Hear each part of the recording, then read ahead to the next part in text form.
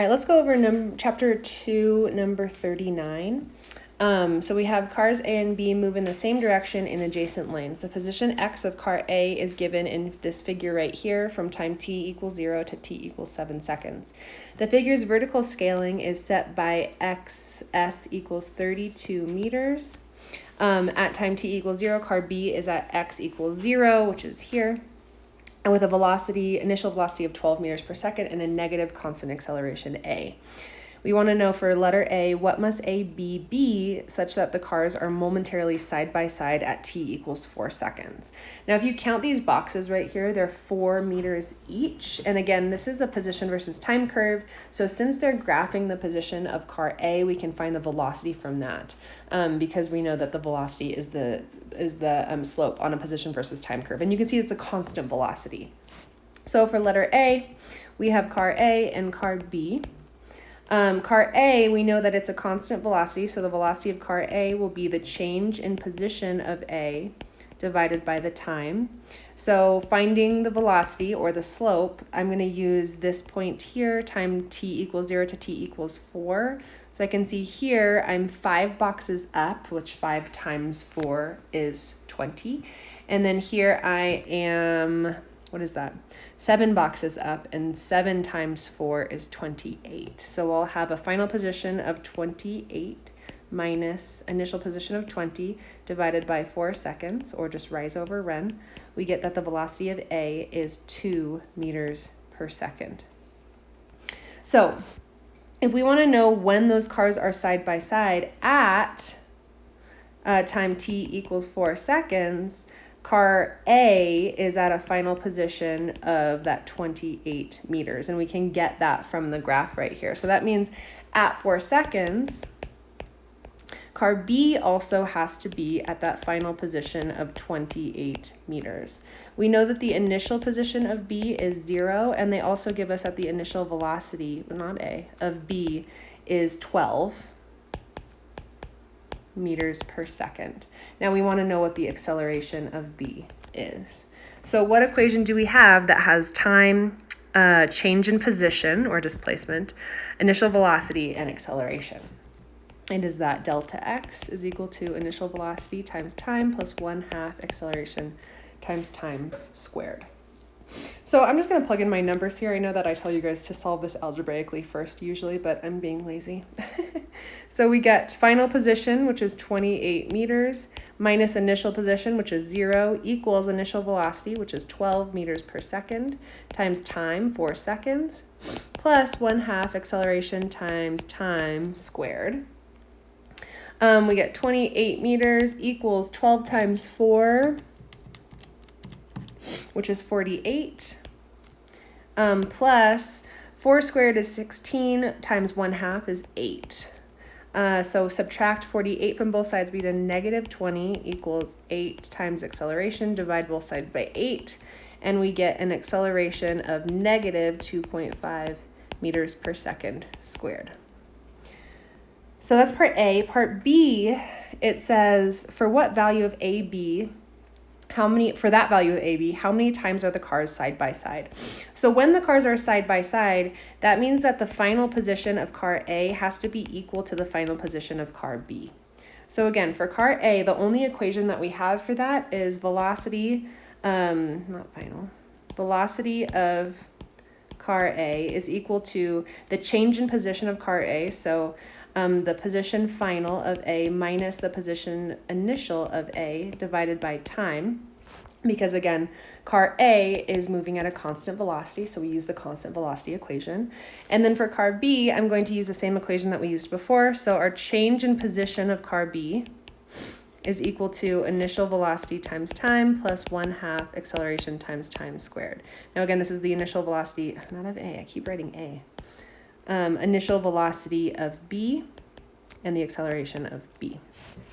So the reason I wrote down these equations is that I want to find how many times, so I'm going to solve for time, how many times these two cars have the same final position. So I'm going to solve each of these equations for x final, and then I'm going to set them equal to each other. So solving the equation for A for x final, I end up getting the final position of A is equal to the initial position of A plus velocity times time, velocity of A. And then solving this one, I know that the change in position of B, that's just final position of B minus initial position of B. And then I know that the initial position of B at time t equals 0 is just 0. So that cancels out to 0. And so we get the final position of B is equal to initial position of B times time, initial velocity of B times time plus 1/2 acceleration of B times time squared. So now I'm going to set these equations equal to each other and then solve for time to see how many times that final position is the same. So we get initial position of A plus velocity of A times time equals initial velocity of B times time plus 1/2 acceleration of B times time squared. Plugging in numbers here, we know that the initial position of A is that 20 meters, and we get that from the graph, right? Remember, this is the initial position of A at time t equals 0. So that is 20 meters plus velocity of A was 2 meters per second times time. Remember, we're solving for time here. Equals the initial velocity of B, which is 12 meters per second times time plus 1/2 times a negative 2.5, not 2. Negative 2.5 meters per second squared times time squared. So we get 20 plus 2t equals 12t plus, and then I'm going to just 0.5 times 2.5. So we get minus, and that's because that's a negative, minus 1.25 t squared. So you can see that we're going to get a quadratic here. I'm going to bring everything over to the left-hand side, so I get a positive 1.25 t squared, and then minus 10t plus 20. And then now I have my quadratic, so I'm going to use the quadratic formula. So I get x equals negative b, which is a positive 10, plus or minus square root b squared, so 10 squared is going to be 100, minus 4 times a times c, all over 2 times a, which is 2.5. So for this, when I plug this into my calculator and solve, I end up getting only one answer. And the reason for that is under the square root right here, you end up getting 100 minus 100 because 4 times 1.25 times 20 is 100. So because you get the square root of 0 there, it's just 0. So you end up getting x is equal to 10 divided by 2.5, which ends up being 4. And remember, we're solving for time here, so 4 seconds. So they're only side by side once, only one value, which is t equals 4 seconds. So that's for part B, and then part C and D. Oh, it says C is sketch the position of X. Position X of car B versus time T. How many times will the cars be side by side if the acceleration of A, B is D more than and E less than the answer to part A. So what you can do is you can plug in the time for several values. Just plug in the time in that equation for car B to find the position final of B for several values. It ends up looking something like this. Okay, they touch at that time t equals 4 for that acceleration, and then car B basically turns around and goes back toward the origin. Now, we can do parts D and E a couple different ways. You can do it just kind of conceptually and think about it, or you can do it mathematically, and I can show you both ways. So for part D, we want to see how many times will the cars be side by side if the magnitude of acceleration AB is more than it was in part A? Meaning, say for part D, acceleration is greater than 2.5 meters per second squared, and this is a negative 2.5, meaning the magnitude is greater, all right? Remember that negative just gives direction. So if the acceleration magnitude is greater than that 2.5, what would happen is in this equation up here, and I'm just gonna do this in a different color. In this equation up here, this number would be larger, all right? Because remember, that's our A term, and that has to do with acceleration. So if this number is larger, this 1.25, then I would have 100 minus a larger number than 100. So maybe 100 minus 102 or whatever. And then you would get a negative number under the square root. Negative under square root. All right. So because of that, there are no solutions. So no solutions